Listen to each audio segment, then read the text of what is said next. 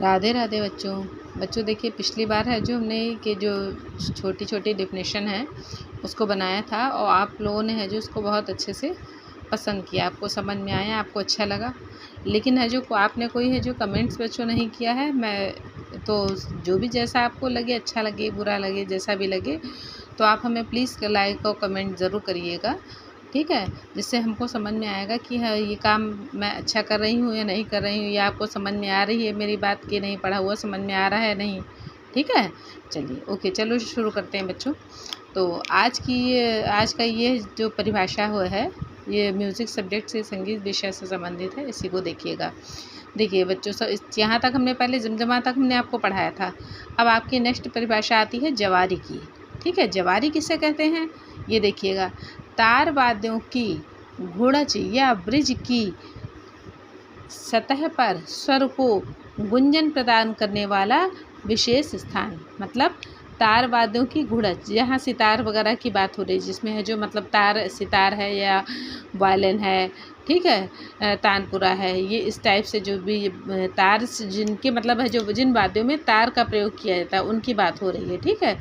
उसकी है जो घुड़च या ब्रिज है। मैं पिक्चर जब आपको हमने तानपुरे सितार वगैरह की पिक्चर जो दिखाई थी, तो हमने आपको दिखाया था कि इस तरह से है जो कहाँ घुड़च होती है, कहाँ ब्रिज होता है, ये सब हमने बताया था। अगर जिन बच्चों ने नहीं देखी है तो पिछले हमारे वीडियो में देखिएगा, ठीक है। पिछले जो वीडियो हमने सेंड किए हैं पिक्चर से, तो उसको देखिएगा तो आपको समझ में आ जाएगा, ठीक है। जो डाउट है वो क्लियर हो जाएगा बच्चों। तो उसकी सतह पर स्वर को गुंजन प्रदान करने वाला है। गुंजन प्रदान करने वाले जानते हैं ना, उसका है वो, उसका विशेष स्थान जो होता है वो हमारा कहलाता है जवारी। क्या कहलाता है? जवारी। फिर से देखिएगा, तार वाद्यों की गुड़च या ब्रिज की सतह पर स्वर को गुंजन प्रदान करने वाला विशेष स्थान हमारा जवारी कहलाता है। अब देखिए आता है टप्पा। टप्पा किसे कहते हैं? शास्त्रीय गायन की क्लिष्ट विधा। शास्त्रीय गायन की क्लिष्ट विधा होती है, उसको हम कहते हैं टप्पा, ठीक है। जैसे सारी रचनाएं होती हैं वैसे ही है, छोटा ख्याल बड़ा ख्याल, ठीक, टप्पा ठुमरी इस टाइप से, ठीक। इसकी क्लिष्ट विधा जो होती है उसको हम लोग टप्पा कहते हैं। फिर देखिए थाट। थाट क्या होते हैं बच्चों? क्रमानुसार 7 स्वरों का ऊंचा 7 स्वरों का ढांचा या समूह। जो थाट वो होते हैं, जैसे हम भारतीय संगीत में कितने थाट माने गए? 10 माने गए हैं, ठीक है। तो इन्हीं की बात हो रही है, जैसे कल्याण थाट, बिलावल थाट, ठीक है। और यही सब पूर्वी है, तोड़ी है, आशावरी है, खमाज है, काफ़ी है, ये इन्हीं थाटों की बात हो रही है, ठीक है। तो उन 7 स्वरों का ढांचा या समूह। बच्चों आगे जो वीडियो होगा तो उसमें हम आपको ये भी एक्सप्लेन करेंगे कि थाट में कैसे कैसे स्वर लगते हैं, ठीक है।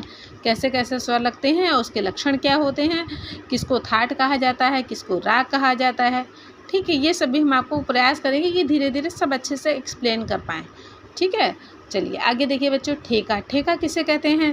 ताल के समूह को स्पष्ट करने वाला समूह। जैसे कल हमने आपको दादरा ताल पिछली वीडियो में बताया था कि दादरा ताल है जो किसे कहते हैं। तो जो एक बार जो रचना होती है जैसे धा, धी, ना, ये सब क्या हुआ, इसके समूह को जो स्पष्ट करने वाला जो समूह होता है उसको हम लोग है जो ठेका कहते हैं। फिर आता है आपका तत्वाद्य। तत्वाद्य किसे कहते हैं? तत् मतलब तारों वाला, तारों से युक्त वाद्य। जैसे अभी हमने बताया था आपको, जैसे सितार होता है, तानपुरा होता है, वायलिन होता है, ठीक है, वीणा होता है, ये सब हमारे कैसे वाद्य हैं? तत्वाद्य हैं, जिसमें कि तारों का प्रयोग होता है। और यही नहीं, जितने भी है जो वाद्य हमारे हैं जो जिसमें तार का प्रयोग होता है वो हमारे तत्वाद्य कहलाते हैं, ठीक। फिर है तान। तान किसे कहते हैं? राग को विस्तार करने वाला द्रुत समूह। राग को विस्तार करने वाला, ठीक है, विस्तार से बताने वाला, मतलब छोटे रूप में ना करने, विस्तार रूप से बताने वाला द्रुत समूह, जिसमें है जो द्रुत स्वर जब लिए जाते हैं तो द्रुत लय से लिए जाते हैं, उनका जो समूह होता है उसको तान कहा जाता है। फिर आता है तार सप्तक। तार सप्तक बच्चों किसे कहते हैं? उच्च स्वरों वाला सप्तक। जो उच्च स्वर जिसमें होते हैं, जिसके आगे आप देखते होंगे ऊपर है जो पॉइंट लगे होते हैं, जैसे सा है, तार सप्तक का रे, गा, मा, ऊपर सब में है जो डॉट जैसा लगी होती है, उसको तार सप्तक बच्चों कहते हैं। फिर है त्रिवट। त्रिवट किसे कहते हैं? गीत के शब्द, तबले या पखावज के बोल तथा सरगम का मिश्रण वाली एक शास्त्रीय गायन शैली। फिर से देखिएगा, त्रिवट ठीक, जिसमें 3 हो।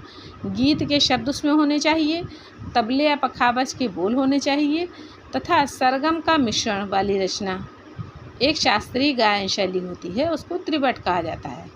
फिर आता है बच्चों तिहाई। तिहाई किसे कहते हैं? स्वरों की संरचना तथा समूह जिसको समान अंतराल पर 3 बार बजाया जाए। ठीक है, फिर से देखिएगा, स्वरों की संरचना, स्वरों की जो संरचना होती है या समूह जिसको समान अंतराल पर 3 बार बजाया जाए। इससे पहले जब हमने आपको आड़, कुआड़, वियाड़ ये सब बताया था, तो हमने आपको बताया भी था तिहाई किसे कहते हैं? जैसे एक मात्रा में किसी एक मात्रा में जो 3 मात्राओं को लेना हमारा तिहाई कहता है।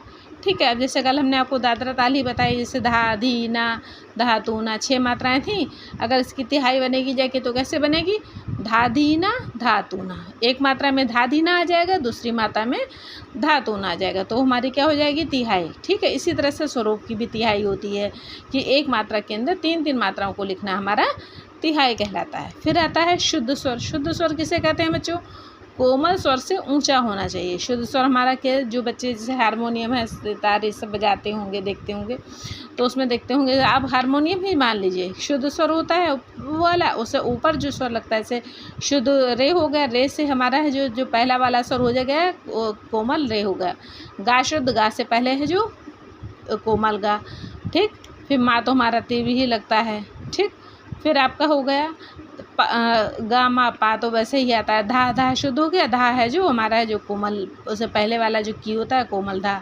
नी शुद्ध, नी कोमल, इस तरह से। तो क्या हो गया हमारा शुद्ध स्वर। शुद्ध स्वर किसे कहते हैं? कोमल स्वर से ऊंचा होता है, कोमल स्वर से ऊंचा होता है और वो निश्चित स्वर होता है, उसको कहा जाता है शुद्ध स्वर। Thank you.